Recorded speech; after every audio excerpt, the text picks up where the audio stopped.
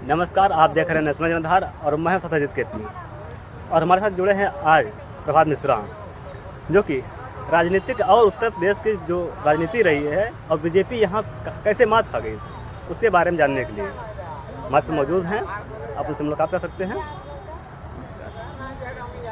और हम आज जैसा कि आप देख रहे हैं कि जो आज का जो परिणाम आ रहा है, खासकर उत्तर प्रदेश जो प्रधानमंत्री तय करती है उस जगह पे, और बीजेपी की सरकार रहते हुए भी बीजेपी क्यों हार रही है, ये हम प्रभात मिश्रा जानना चाहते हैं। इसके बारे में आप क्या कहेंगे प्रभात मिश्रा जी? जी, सबसे पहले तो हम आपको नमस्कार करेंगे, आप सभी दर्शकों को। और हम ये बताना चाहेंगे कि किस प्रकार से बीजेपी जो उत्तर प्रदेश की जो एक राजनीति थी, जो उत्तर प्रदेश का एक जो डंका था कि उत्तर प्रदेश में बीजेपी ऐसा लग रहा है कि आपकी जो बीजेपी के हारने से जो उत्तर प्रदेश माहौल दिख रहा है उससे आप आवाज़ दब गई है।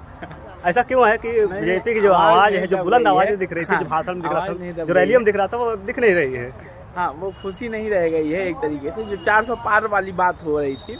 हालांकि हमने पहले ही एक राजनीतिक सलाहकार के तौर तरीके से हम पहले ही आपको बता चुके थे।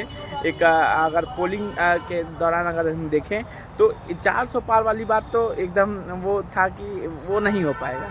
हाँ, लेकिन ये था कि बीजेपी केंद्र में आएगी। राज्य में इसलिए नहीं आई उत्तर प्रदेश में क्योंकि देखिए पिछली बार केंद्र में भी तो बहुमत नहीं आ रही है, बहुमत नहीं आ रही, गठबंधन सरकार बन रही है। लेकिन यह है कि गठबंधन के साथ आई सरकार बनेगी।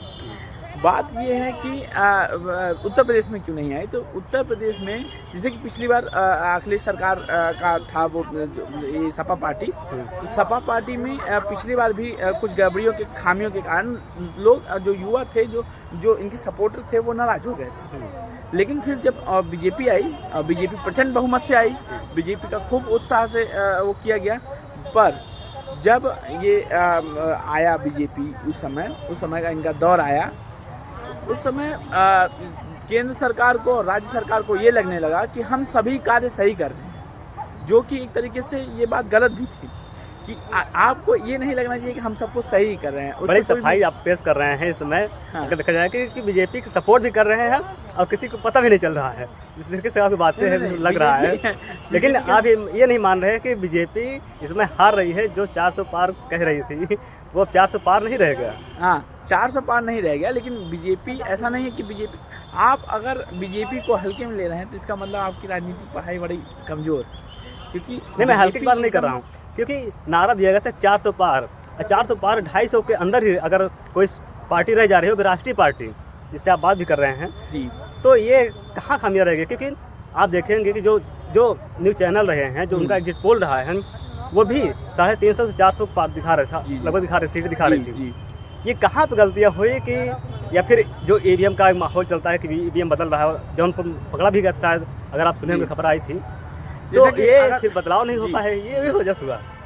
जैसे कि पिछले सत्र में हम देखें तो काफ़ी सारे दंगे हुए थे, और जैसे कि आपने इंडियन आर्मी को लेके हुए थे, और बीच में और सारी भी नौकरियों के लेके हुए थे, जॉब्स को लेके हुए थे कि क्यों सरकार जॉब्स नहीं निकाल रही है, क्यों वैकेंसियां नहीं आ रही हैं, क्यों इतना ज़्यादा वो हो रहा है कि जो युवा हैं, युवा इनसे बिल्कुल बीजेपी से नाराज़ हो गए हैं इस समय। इसलिए नाराज़ हो गए हैं क्योंकि उनको जिस प्रकार से बीजेपी से उम्मीद थी कि उनको नौकरियां मिलेंगी, उनको हर जगह मिलेगा, सरकारी जॉब में जगह मिलेगा, वो ऐसा कुछ भी नहीं हुआ। क्योंकि बहुत सारी चीज़ें हैं जिसकी वजह से